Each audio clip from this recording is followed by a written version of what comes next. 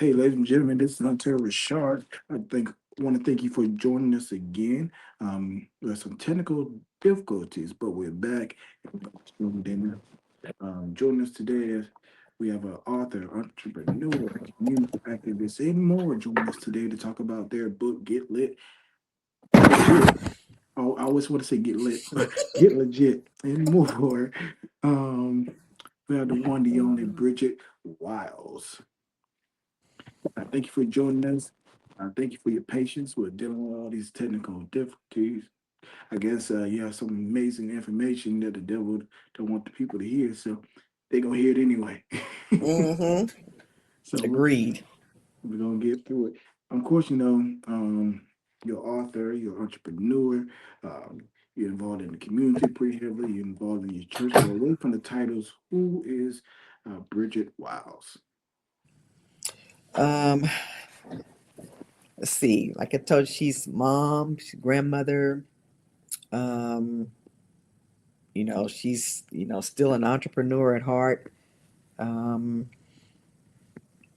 I love my family as much as I can spend time with them. We don't live in the same city, most of us, so enjoy spending time with them when I can.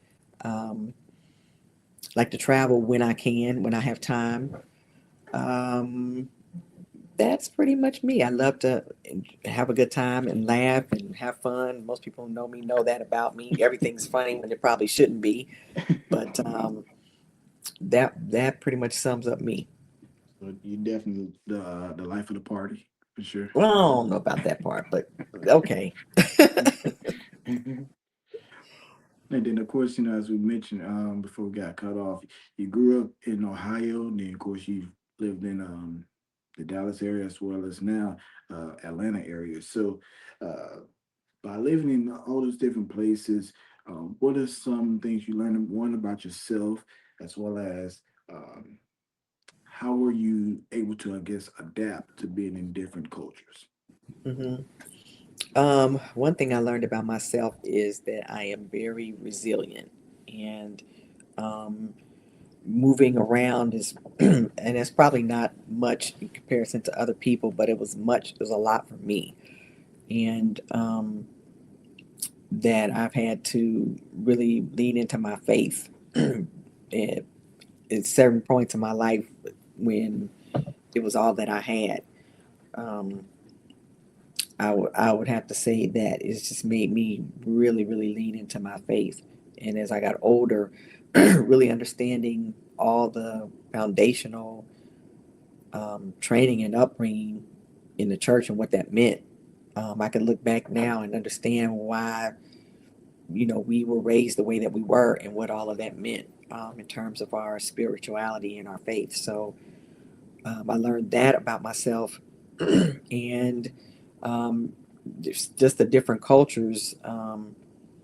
Spending a lot of time in Texas is something different than spending time in Georgia, but it certainly made me appreciate, um, all the different cultures and the diversity, and learning that at the end of the day, most of us really are just trying to understand and be happy and be comfortable with who we are.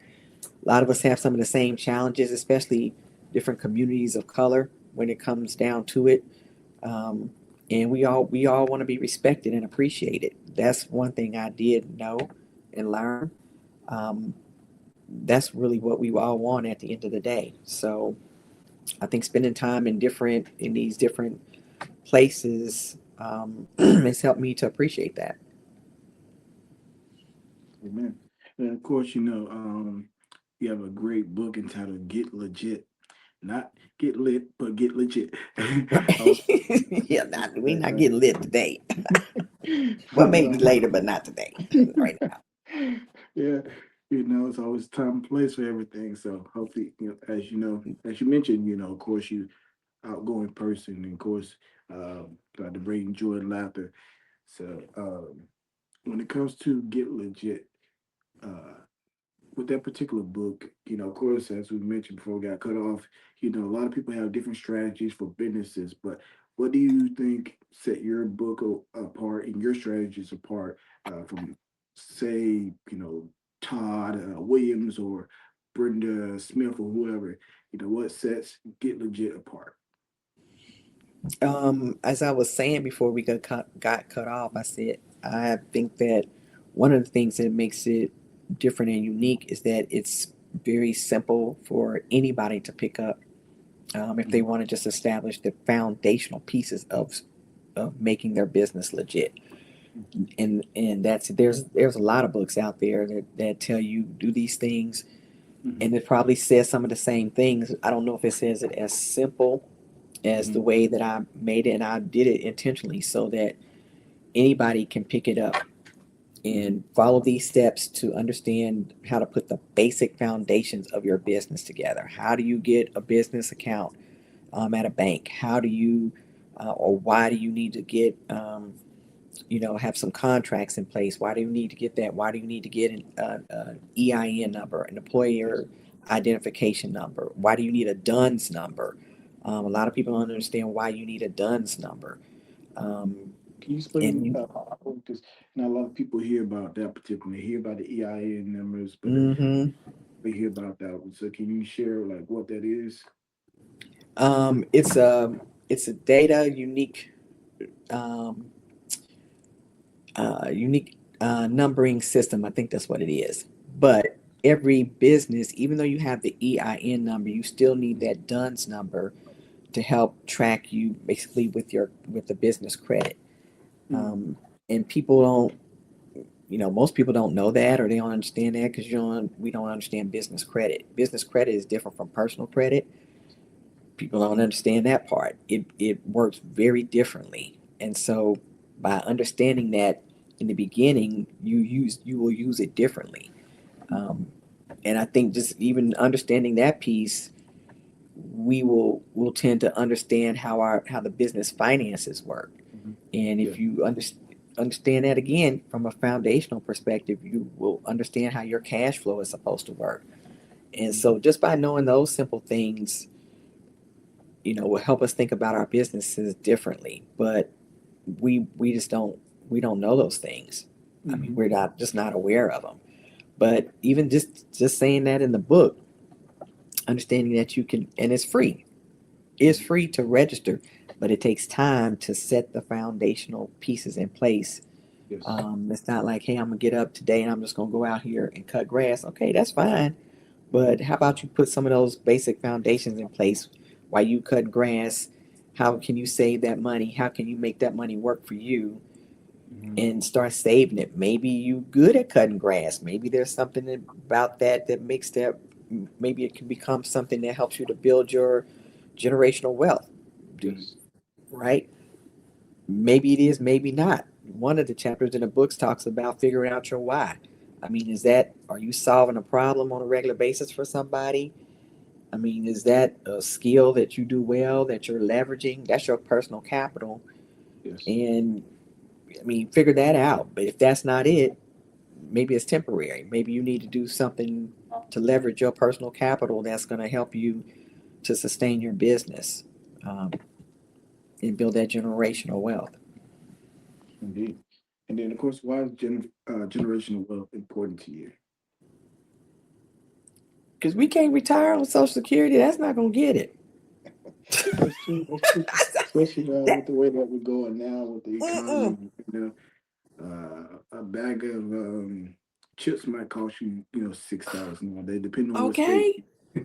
So you definitely can't depend on Social No. Security or any kind of disability benefits because eventually they all might get disbanded. So I definitely agree. We had to be able to have something to pass down. We had to have something to live on. Mhm. We need to have our own.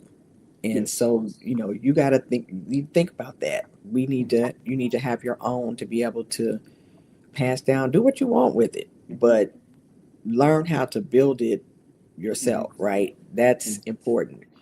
We as a people generate a whole lot of capital that we don't manage well. Money walks out of our communities all day long, every Yes. day, and we need to be able to take care of our own. We need to be able to take care of ourselves. Mhm. We need to be able to do that, but you got to understand how to do that. And I think we don't know how to do it the right way. Mhm. Um, most money in most communities, it turns over several times. Our dollars turn over one time and it's gone. And so we need to figure out one, how to keep it in the community, and then how to help stabilize our families. And Mhm. so this is just a basic part of it. So the book gives you the very basic foundations. Mhm. The sessions that come after the book help you to understand, take a deeper dive into why you need to do the things you need to do in the book. Yes. How do you put the structures in place to Mhm. do that, to make it stable, to build the legacy that you want to build for Mhm. generations to come? Those are the sessions that come after the book. Mhm. That if anybody's interested, that you register for. You can take the pre-business assessment that we have to do to understand where you are in your business. If you already have a business, you can take that and Mhm. figure out what's stalling you in your business if Mhm. you're already there, and then what foundational block do you need to work on to stabilize your business to keep it growing so that you can Mhm. have that legacy. So, I mean, there's other layers and parts to it. The book, Get Legit, is the first part. But most of us, if you don't have the foundation, then the rest of it's just, it's weak and Mhm. And it's outside not of stable, just, it's not going to stand. without, outside of not having a foundation, what else do you, I guess, see as the biggest hindrance to business owners?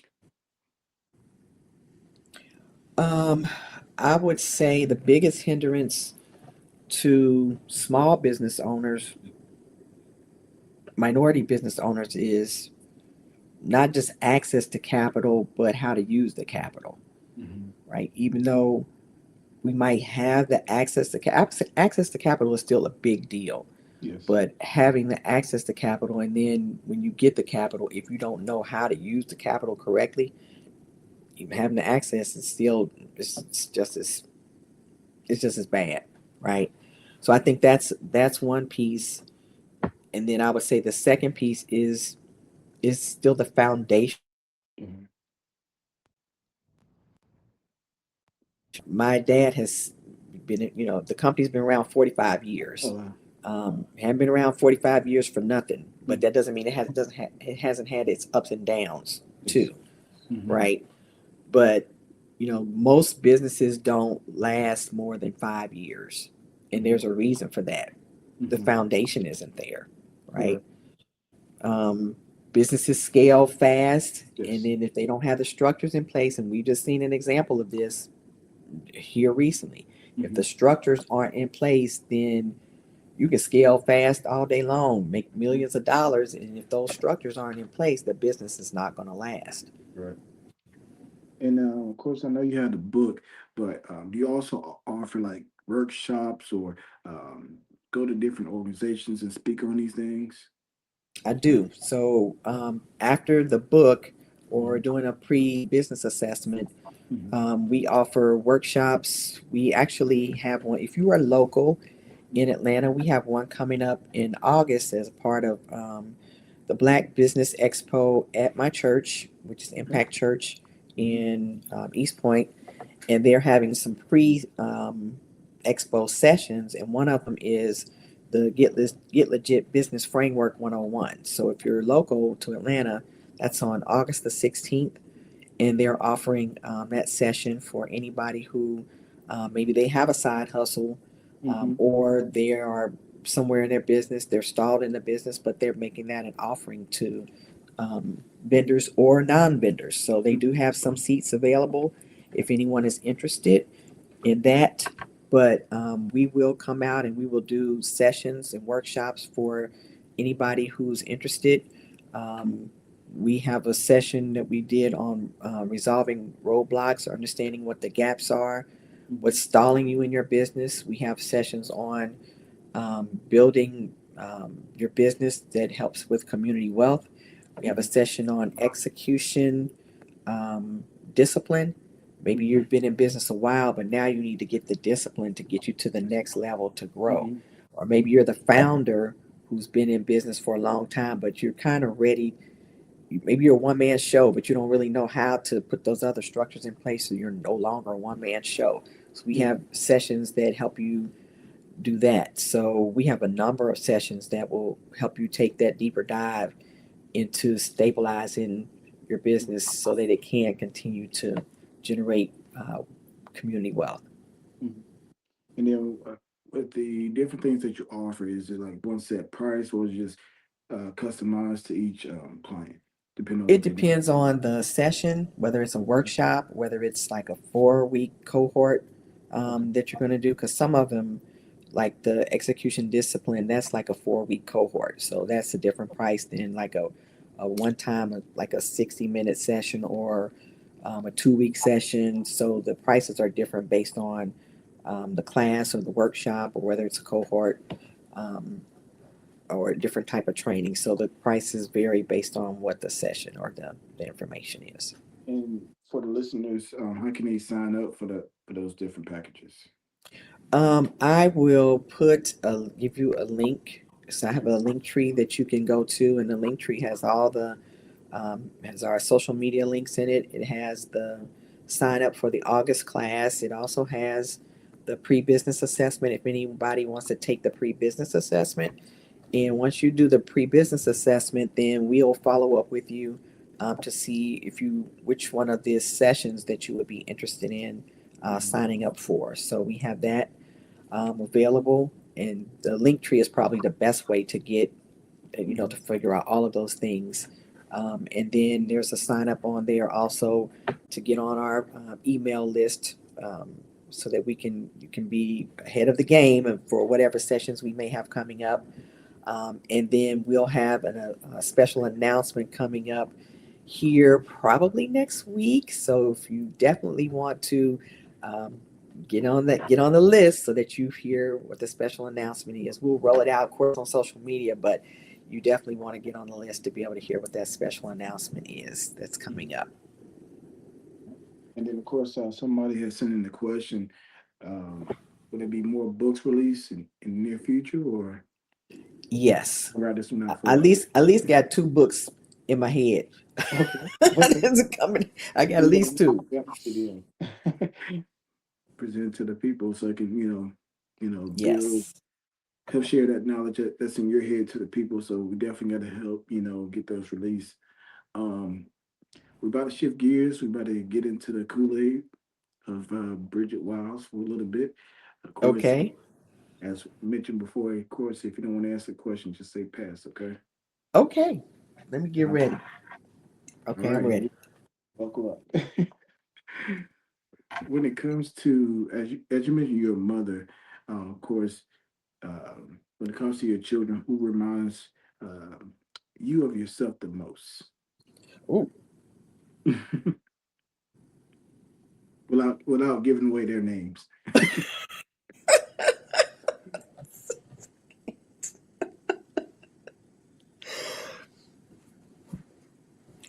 it's a toss up. It could on any given day. It could be either one of them. Hmm. Okay. They both have, as they've gotten older, they both have characteristics that, and I look over there and I go, like, God, that is really me. Um, I had to say both of them Okay. because That's yeah, all it's right. a toss up. It All really right. is a toss up. Let nobody get a call later. Hey, mom, I thought I was. So we'll go Mm-mm. for that one. The next one we have for you is, what is the biggest misconception of you, if there's any? There's some. There are some misconceptions. I think one of the biggest misconceptions about me, um, I'm gonna be honest, it's probably that I don't know much because Mm. I'm pretty quiet. Hmm. At first glance, I don't say a whole lot. I'm actually an introvert, believe it or not. I really am. But even then, I you know generally don't talk a lot. I do more listening. Hmm. Um, so in most settings, I'm gonna listen because I need to read the room and I Yes. need to understand who's there. Um, I just I and so people tend to take that as, and I don't comment a whole lot, and even so I think that's a big misconception. So after maybe a few weeks or a while, people will say, "Now, what do you do again? Now, who are you, and where'd you come from?" I get that Mhm. all the time. Mhm. So I think that's a big, and that's okay. That's a misconception about me. Well, in Florida, where I'm from, they always say the quiet ones are the ones you really have to watch out for, and I they don't also know about that. they also say that they're the most knowledgeable because the ones that's normally loud really don't be knowing much. They just Mm-hmm. so I think it's okay to be the quiet one in the room.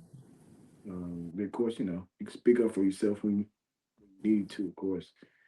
The next one we have for you, when you look back over your life, what is the biggest obstacle that you had to face and really lean on your faith to get through it? One that you don't mind sharing. I would say the biggest obstacle. Um, I said when I had to. I think the biggest. I would have to say one of the times when I had to really lean in on my faith is when I relocated back to Atlanta, Okay. and for many years it was me and my kids, and Mhm. when I moved back, we all went. Everybody spread out, and I left one in Dallas, and the other one went, across the world, and Mhm. I came here, and so that was for us. Um, for me, I will speak for myself. That was hard because it was just us. Um, Yes. it might have been crazy us, but it was us for many years, and so Yeah. that for me that was tough, Yeah. because that's what I knew. I was mom, Mhm. and having to first of all just having to split up like that, and then Mhm. kind of resettle, and that was tough. And so it took about 2 years for me to adjust to that. Mhm. Um, but I really had to lean into my faith to work through that because that was tough. Yes. And then, of course, you wear many hats. You're an author, you're an entrepreneur, um, you work in the community, you work at the church, you even been a booking manager for music artists. Like, if you could only wear like one hat, which one would you choose? Whew, if I could, I don't know if I could wear one hat. Because you do a lot of amazing I'm not things. sure. I'm really not sure I could wear one hat. Mhm. So, do you I don't know. do you think you wear the reason that you do so many things is because? Well, sorry, let me rephrase that. The reason that you can't choose because all those things are your passions, or you love those things. I in some respects I do. I think they all make me, right. They Okay. make up who I am, and so I don't think that I could just do one something because giving and being a servant leader is what makes me, Mhm. right. And so that's just always make up. That's part of my purpose. That's the way I'm built. That's the way I'm made. And so I'm probably gonna, if I wasn't serving at the church, I'll probably figure out some other thing to go serve and do and volunteer. Um, but a servant leader, that's just the way that I'm made and built, Mhm. right? Which is probably why people underestimate me, or that's a misconception because I've learned how to lead from behind. I don't have Mhm. to lead in the front. I can be behind and be just as effective. So Mhm. leading doesn't mean you have to stand out front. Sometimes leaders get that confused. Mhm.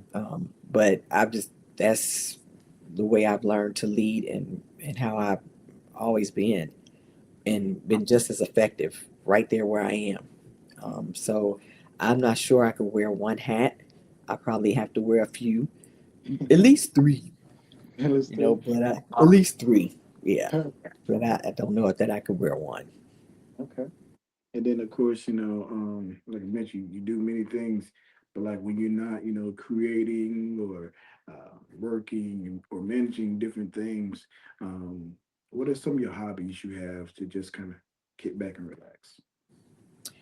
Um, I still like to read books, like real books, Hmm. like for real books, like hard copies.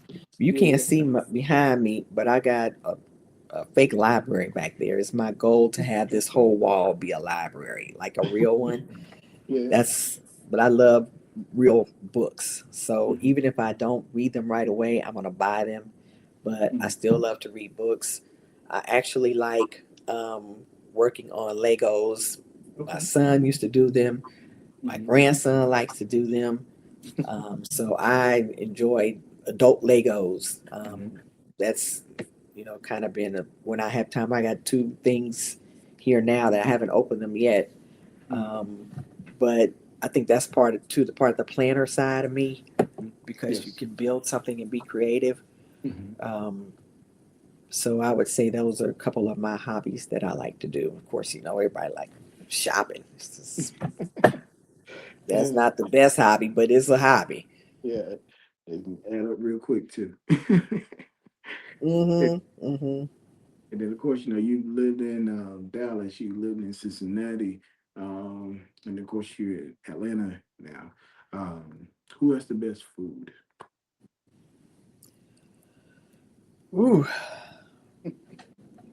I learned to love authentic Mexican when I was in Dallas. I mean, Yeah, I can see that. you can't find any, at least for me, Hmm. nothing more authentic in Dallas. Atlanta has such a variety of foods here. So if I had to pick, I would have to say Atlanta has a good variety Okay. because you can find pretty much anything you want here. And what's your top three restaurants in Atlanta?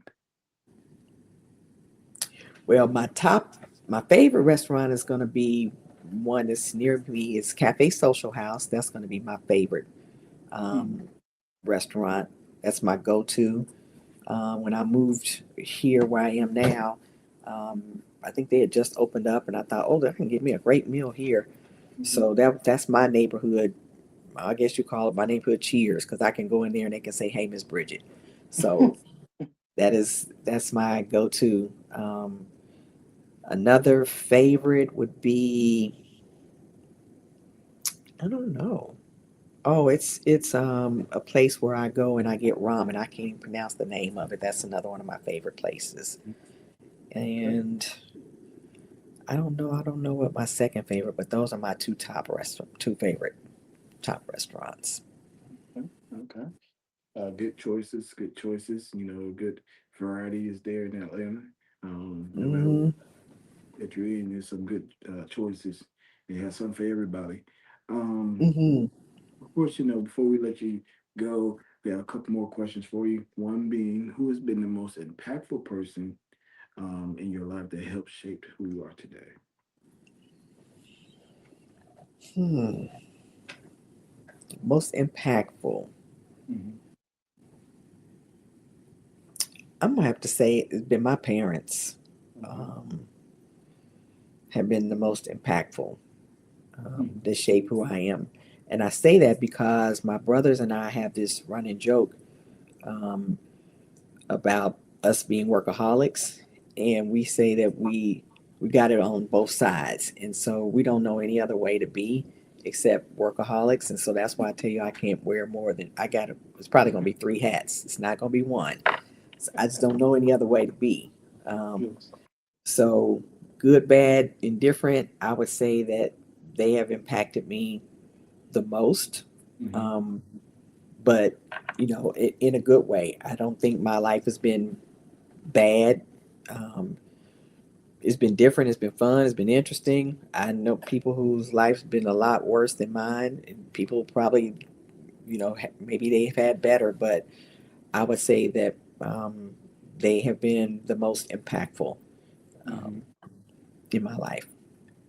And big shout out to your parents for, as you said earlier, setting the foundation for you and your siblings, and it has trickled down to uh, your children, your grandchildren as well. So, big shout out to them for, like I said, setting the foundation and showing you how to be uh, in this particular world that we're in, and how to navigate it.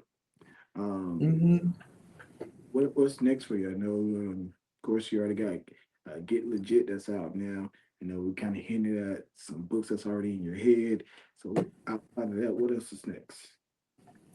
Um, I would say just, really trying to make sure that we can help and inspire people to, build their legacies. If I could leave something with people, it's, that if you're starting a, side hustle, that you want to turn into a sustainable business, let's work on trying to get that strong foundation together, and diagnose something before you build it. You know, if Mhm. you're already in a business on some level and you think you might have stalled or you're not sure where the gap is, let's try to figure out what that is so we can get you structured for growth, um, and sustainability, so we can help you build a legacy, that something that outlasts you. That's the whole point of building a legacy, right?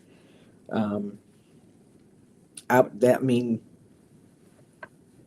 what's next would be, growing this and building this and sustaining this for the next generation, because it's not difficult. We just want people to get it and Mhm. understand that you can do it too. I mean, that's what would be next. How do we go forward and move this along so that someone can build the wealth that they want to have for their family? Mhm. Indeed. And outside of that, of course, how can they book you for different events, and also how can they sow seed into your business as well? Um, you can book me through info at elaineenterprises.com, and Mhm. then I will put the link. I'll give you the link so you can put it out there for that email. And again, through the link tree, you can Mhm. sow into my business, one, by purchasing a book on Amazon, and Mhm. then two, um, signing up and registering for any of the workshops or the sessions that we have. Mhm. Um, that's definitely the two ways for sure that you can sow into the business right now. Mhm. And is there anything else you want to leave with the people? Because nowadays people want to feel like they know Bridget, or they know whoever, more so than how it used to be. They want to feel like the person's relatable. So, is there anything else you want to share with the people before we go? Um, Buy the book, y'all. All right. Yeah, Buy the book. I think you guys Buy will the really book. enjoy, especially. Sponsor a session, sponsor a class. Have me come out and speak to your groups. Mhm. I'm available to do that. So, let's figure this out. Let's make some history and make it profitable. Let's get it done. Let's get legit. Yeah, let's get legit and let's get lit, as they say. but Well, I ain't of course, saying that. but of course, we're joined by the incredible Bridget Wiles. Of course, she's an author, she's an entrepreneur, she's involved in the community. You can, if you're visiting Impact Church, you probably see her there. So say hello. She does many things. She's, like I said, she's even been a booking manager for some artists. So, of course, she can help you in multiple ways if you need some structuring. I know I just connected with her as well, so I'm gonna get some other things structured a little bit better. So you definitely are going to be in good hands when dealing with Miss Wiles, and she's very helpful and transparent with things as well. So you won't be steered wrong, I promise you. So once again, this is Ontario ReShard, and this is Bridget Wiles, and thank you for hanging in there through our technical difficulties. I appreciate it. I we definitely I appreciate appreciate you. that. All right, yeah, we're gonna catch you guys on the flip side. Until then, peace.